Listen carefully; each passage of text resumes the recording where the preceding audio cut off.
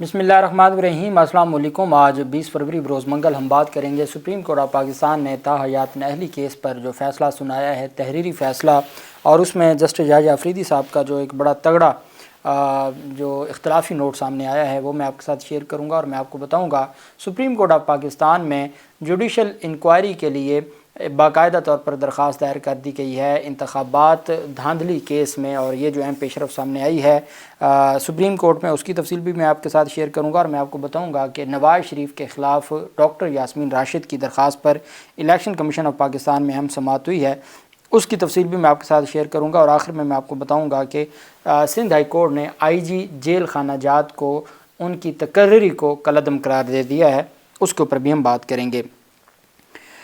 پہلے میں آپ کو بتانا چاہوں گا کہ سپریم کورٹ آف پاکستان کا تاحیات نااہلی کے حوالے سے اب دو چیزیں ہیں۔ ایک آرٹیکل 17 کو ڈسکس کیا گیا ہے نواز شریف، جہانگیر خان ترین اور وہ تمام جو تاحیات نااہل تھے ان کے فیصلے میں، اور آرٹیکل 17 میں جو رائٹ دیا گیا سپریم کورٹ آف پاکستان سے کی طرف سے، وہیں پہ جب ہم پاکستان تحریک انصاف کا بلے کے نشان سے متعلق نشان کا فیصلہ دیکھتے ہیں تو وہاں جس طریقے سے آرٹیکل 17 کو ڈسکس کیا گیا ہے، میں اس کے اوپر کوئی کومنٹ نہیں کروں گا۔ ڈان نیوز کی رائٹر ہیں ردا حسین، ان کی جانب سے کمپیریزن کیا گیا ہے اس فیصلے کو جو قاضی فیضیسہ صاحب کا تاحیات نااہلی کے حوالے سے ہے، اور وہ جو بلے کے نشان سے متعلق فیصلہ تھا ان میں کمپیریزن کیا گیا، وہ صرف میں آپ کو پڑھ کے سناؤں گا۔ سپریم کورٹ آف پاکستان کا تفصیلی فیصلہ معزز چیف جسٹس قاضی فیضیسہ صاحب نے تحریر فرمایا ہے، اور ان کی جانب سے لکھا گیا ہے۔ یہ 53 پیجز پر مشتمل یہ فیصلہ ہے، تحریری فیصلہ۔ سپریم کورٹ نے سیاستدانوں کی تاحیات نااہلی کیس کا تفصیلی فیصلہ جاری کر دیا، اور تفصیلی فیصلے میں کہا ہے کہ سیاستدانوں کی تاحیات نااہلی کا سپریم کورٹ کا فیصلہ ختم کیا جاتا ہے۔ 53 پیجز پر مشتمل فیصلہ چیف جسٹس آف پاکستان نے تحریر کیا۔ تفصیلی فیصلے میں جسٹس یحییٰ افریدی صاحب کا اختلافی نوٹ بھی شامل ہے، جبکہ جسٹس منصور علی شاہ کا اضافی نوٹ بھی تفصیلی فیصلے کا حصہ ہے۔ سپریم کورٹ کے تفصیلی فیصلے کے مطابق سمیع اللہ بلوچ کیس میں تاحیات نااہلی کا فیصلہ ختم کیا جاتا ہے۔ سپریم کورٹ نے سمیع اللہ بلوچ کیس میں تاحیات نااہلی کا ڈکلیریشن دے کر آئین بدلنے کی کوشش کی ہے۔ عدالتی فیصلے کے مطابق الیکشن ایکٹ میں ترمیم کے بعد الیکشن ایکٹ میں ترمیم کے بعد نااہلی کی مدت 5 سال سے زیادہ نہیں ہو سکتی۔ آرٹیکل 62(1)(f) میں تاحیات نااہلی کا کہیں ذکر نہیں ہے۔ سپریم کورٹ نے تفصیلی فیصلے میں لکھا ہے کہ آرٹیکل 62(1)(f) کے تحت تاحیات نااہلی کا تصور بنیادی حقوق کی شقوں سے ہم آہنگ نہیں ہے۔ ضیاء الحق نے مارشل لا لگا کر آرٹیکل 62 میں تاحیات نااہلی کی جو شق ہے وہ شامل کی تھی، اور آرٹیکل جو 62 میں 62(1)(f) ہے یہ شق شامل کی تھی آئین میں ضیاء الحق کے مارشل لا کے دور میں، جو صادق اور امین والی ہے شق ہے آرٹیکل 62(1)(f) کی، جس کی وجہ سے 62-63 جانا جاتا ہے۔ سپریم کورٹ نے قرار دیا کہ یہ ضیاء الحق نے آرٹیکل 62 میں یہ جو شق ہے F یہ شامل کی تھی مارشل لا کے دور میں۔ سپریم کورٹ کے مطابق تاحیات نااہلی انتخابات لڑنے اور عوام کے ووٹ کے حق سے متصادم ہے۔ یہ جو اب یہ آرٹیکل 17 کو ڈسکس کیا گیا ہے کہ جو تاحیات نااہلی ہے وہ کسی کا انتخابات لڑنا اور عوام کا جو حق ہے اس سے متصادم ہے۔ اب آپ یہ بات دیکھ لیں کہ آرٹیکل 62(1)(f) جو آئین کا آرٹیکل ہے، جس کی تشریح میں سپریم کورٹ نے کہا کہ جو صادق اور امین نہیں ہوگا اس کی تاحیات نااہل ہوگا، سپریم کورٹ کہہ رہی ہے کہ یہ جو آرٹیکل 62(1)(f) ہے، یہ جو تاحیات نااہلی کا تصور ہے یہ بنیادی حقوق کی شقوں سے ہم آہنگ نہیں ہے، اور چونکہ یہ انتخابات لڑنے اور عوام کے ووٹ کے حق سے متصادم ہے، تو ایسی وہ چیز بھلے وہ آئین میں یا آئین کی تشریح میں سپریم کورٹ کا فیصلہ کیوں نہ ہو، وہ کسی کے انتخابات لڑنے یا کسی کے ووٹ کے حق کو متاثر کرے، تو سپریم کورٹ آف پاکستان نے قرار دیا کہ ایسی چیز کو کالعدم قرار دے دیا جائے گا۔ اور عدالت الیکشن ایکٹ کے اسکوپ کو موجودہ کیس میں نہیں دیکھ رہی۔ تفصیلی فیصلے میں لکھا گیا کہ آرٹیکل 62(1)(f) کو تنہا پڑھا جائے تو اس کے تحت سزا نہیں ہو سکتی۔ آرٹیکل 62(1)(f) میں درج نہیں ہے کہ کورٹ آف لاء کیا ہے۔ عدالت نے تفصیلی فیصلے میں لکھا کہ آرٹیکل 62(1)(f) واضح نہیں کرتا کہ ڈکلیریشن کس نے دینی ہے۔ ایسا کوئی قانون نہیں جو واضح کرے کہ آرٹیکل 62(1)(f) کے تحت نااہلی کا طریقہ کار کیا ہوگا۔ سپریم کورٹ نے جاری کردہ فیصلے میں بتایا کہ سابق جسٹس عمر عطا بندیال نے سمیع اللہ بلوچ کیس کا فیصلہ لکھا اور خود فیصلے کی نفی بھی کی۔ سابق جج عمر عطا بندیال نے فیصل واوڈا اور اللہ ڈینو بھائیو کیس میں اپنے ہی فیصلے کی نفی کی۔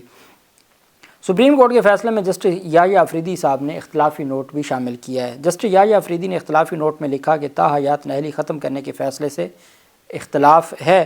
آرٹیکل 62(1)(f) کے تحت نااہلی مستقل یا تاحیات نہیں ہے، لیکن اس طریقے سے سپریم کورٹ تاحیات نااہلی ختم نہیں کر سکتی۔ جسٹس یحییٰ افریدی نے لکھا کہ آرٹیکل 62(1)(f) کے تحت نااہلی کورٹ آف لاء کی ڈکلیریشن تک محدود ہے۔ نااہلی تب تک برقرار رہتی ہے جب تک کورٹ آف لاء کی ڈکلیریشن موجود رہتی ہے۔ جسٹس یحییٰ افریدی نے اختلافی نوٹ میں لکھا کہ سپریم کورٹ کا سمیع اللہ بلوچ کیس کا فیصلہ درست تھا۔ یہ جسٹس یحییٰ افریدی صاحب نے اس کے حوالے سے لکھا۔ اب میں اس میں مختصر آپ کو بتانا چاہتا ہوں کہ جو ڈان نیوز پر آرٹیکل لکھنے والی ردا حسین ہیں، انہوں نے اپنے ٹویٹر پر کہا ہے کہ there is a stark difference in chief justice Pakistan Qazi Faez Isa's approach in the lifetime disqualification and symbol cases. وہ کہتی ہیں کہ ڈسکوالیفیکیشن کیس میں اور سمبل کیس میں قاضی فیض عیسیٰ صاحب کی جو اپروچ ہے اس میں اختلاف ہے۔ In the judgment overruling lifetime disqualification, CJP gives importance to fundamental rights کہ جب تاحیات نااہلی ختم کر رہے تھے قاضی فیض عیسیٰ صاحب تو انہوں نے اہمیت دی بنیادی انسانی حقوق کو۔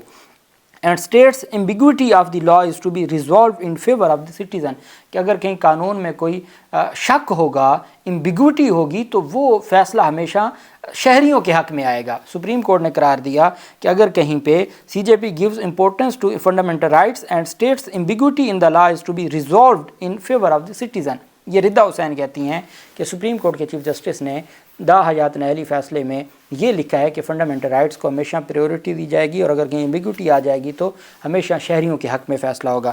ان the election symbol case, Rida Hussain کہتی ہیں کہ in the election symbol case the same significance was not extended to fundamental rights of citizen کہ یہ جو ایک خاصیت تھی بنیادی انسانی حقوق کی وہ اس فیصلے میں ہمیں نظر نہیں آتی۔ ان ڈینائنگ PTI دی بیٹ، PTI کا بلے کا جو نشان تھا اس کو انکار کرنا۔ Article 17 of the constitution was used to uphold democracy within political parties. وہاں کہا گیا کہ آرٹیکل 17 سیاسی جماعتوں کے اندر بھی جمہوریت کی بات کرتا ہے اور وہاں سیاسی جماعتوں کے اندر کی جمہوریت کے اوپر زور دیا at the expense of democracy and fair elections in the country کہ سپریم کورٹ نے جو جماعت کے اندر کی جمہوریت ہے اس کو مد نظر رکھا اور اس کو اہمیت دی اور اس کا نتیجہ کیا نکلا انتخابات کی فیئرنیس پر، اور جو ڈیموکریسی ہے اس نے اس کا بدلہ چکایا۔ یہ ردا حسین کی جانب سے اختلاف کیا گیا ہے۔ دوسری جانب جو اہم پیش رفت سامنے آئی ہے وہ ہے NA 130 سے ڈاکٹر یاسمین راشد کی درخواست پر نواز شریف کے خلاف الیکشن کمیشن آف پاکستان میں سماعت ہوئی۔ NA 130 لاہور سے کامیاب امیدوار نواز شریف کو نوٹس جاری کر دیا ہے اور ریٹرننگ افسر سے رپورٹ بھی طلب کر لی ہے۔ الیکشن کمیشن میں NA 130 لاہور سے PTI رہنما ڈاکٹر یاسمین راشد کی درخواست پر سماعت ہوئی۔ PTI رہنما کے وکیل نے کہا کہ 376 میں سے 334 پولنگ اسٹیشنز کے نتائج کے مطابق ڈاکٹر یاسمین راشد 20,000 ووٹوں کی لیڈ سے جیت رہی تھی۔ پھر رات کو پولیس والے آئے اور ریٹرننگ افسر کو تبدیل کر دیا گیا، ہمارے ایجنٹس کو نکال دیا گیا، پھر باقی 33 پولنگ اسٹیشن سے نواز شریف کو 1,01,000 ووٹ ڈال دیے گئے صرف 33 پولنگ اسٹیشنز پر۔ ممبر الیکشن کمیشن نے کہا اس کیس میں تو الیکشن کمیشن بھی جواب دہ ہے، اب کیس ہم اپنے خلاف سنیں۔ تو الیکشن کمیشن نے NA 130 لاہور سے کامیاب امیدوار نواز شریف کو بھی نوٹس جاری کر دیا، جبکہ ریٹرننگ افسر سے بھی رپورٹ طلب کرتے ہوئے 27 فروری تک سماعت کو ملتوی کر دیا۔ ممبر الیکشن کمیشن نے کہا کہ اس کیس میں تو الیکشن کمیشن کے بھی جواب دہ ہے کہ کس طریقے سے راتوں رات تبدیل کیا گیا جو ریٹرننگ افسر تھا، تو اس میں تو ہم بھی جواب دہ ہیں، تو کیا ہم اپنے خلاف خود کیس سنیں۔ دوسری جانب چونکہ سپریم کورٹ آف پاکستان میں جو پہلے بریگیڈیئر ریٹائرڈ علی کی درخواست تھی وہ کل سماعت کے لیے مقرر ہے، جس میں سپریم کورٹ آف پاکستان نے ہر صورت ان کو پیش ہونے کا حکم دیا تھا۔ وہیں پہ اب سینئر ایڈوکیٹ اظہر صدیق ایڈوکیٹ کی جانب سے ایک ووٹر ہیں میاں شبیر احمد، ان کی جانب سے دائر درخواست پر الیکشن کمیشن وغیرہ کو فریق بنایا گیا ہے۔ عام انتخابات 2024 میں پورے ملک میں دھاندلی ہوئی ہے، متعلقہ سرکاری افسران خود اس کا اعتراف کر چکے ہیں، اس لیے الیکشن کالعدم قرار دیا جائے۔ درخواست گزار کے وکیل نے استدعا کی کہ الیکشن سے متعلقہ تمام افسران کو شامل کر کے قانون کے مطابق انکوائری کا حکم دیا جائے اور شہریوں کے بنیادی حقوق کی روشنی میں الیکشن میں مبینہ دھاندلی کی انکوائری کروائی جائے۔ یہ درخواست دائر کی گئی ہے سپریم کورٹ آف پاکستان میں، اور سپریم کورٹ سے یہ استدعا کی گئی ہے کہ انتخابات کا نتیجہ کالعدم قرار دیا جائے۔ اور پاکستان تحریک انصاف، چونکہ پاکستان تحریک انصاف کے وکلاء کل بھی سپریم کورٹ میں موجود تھے، آج بھی موجود تھے، اور ان کا وہ صرف کل کی حد تک دیکھ رہے ہیں کہ قاضی فیصل صاحب کی جانب سے کیا فیصلہ آتا ہے۔ پاکستان تحریک انصاف بھی اس معاملے کو چیلنج کرنے جا رہی ہے، انتخابی دھاندلی کا معاملہ direct supreme court of Pakistan میں لے کے جانا چاہتی ہے، اور اس وجہ سے پاکستان تحریک انصاف کے وکلاء کی جو اس حوالے سے کوشش جاری ہے۔ سندھ ہائی کورٹ نے آئی جی جیل خانہ جات منور علی شاہ کی تقرری کو کالعدم قرار دے دیا ہے۔ سندھ ہائی کورٹ میں آئی جی جیل خانہ جات منور شاہ کی تقرری کے خلاف دائر درخواست پر سماعت ہوئی، جس میں درخواست گزار نے موقف اختیار کیا کہ سندھ حکومت نے گزشتہ سال منور شاہ کو آئی جی جیل کا عارضی چارج دیا تھا، جس کو 1 نومبر کو مستقل چارج میں تبدیل کر دیا گیا تھا۔ موجودہ آئی جی جیل سے بھی سینئر افسران موجود ہیں اور یہ ان کی حق تلفی ہے۔ دوران سماعت وکیل درخواست گزار نے کہا کہ آئی جی جیل خانہ جات کا عہدہ 21 گریڈ کا ہے اور منور علی شاہ 20 گریڈ کا افسر ہے۔ سندھ ہائی کورٹ نے درخواست گزار کا موقف تسلیم کرتے ہوئے درخواست منظور کرتے ہوئے آئی جی جیل خانہ جات منور شاہ کی تقرری کا نوٹیفیکیشن کالعدم قرار دے دیا ہے، اور فی الفور ان کو ہٹا کے ان کی جگہ پر نیا آئی جی تعینات کرنے کا حکم جاری کر دیا ہے۔ چونکہ ہماری عدالتوں کی جانب سے، جیسا کہ ڈی سی اسلام آباد کے حوالے سے معزز اسلام آباد ہائی کورٹ کا فیصلہ سامنے آیا ہے، اسی طریقے سے یہاں بھی جو تفصیلات سامنے آ رہی ہیں، تو عدالتیں آئین اور قانون کے ساتھ کھڑی ہیں اور ہر صورت آئین اور قانون کا تحفظ کریں گی۔ اللہ پاک پاکستان کا حامی و ناصر ہو۔ بہت شکریہ۔ اللہ حافظ۔ پاکستان زندہ باد۔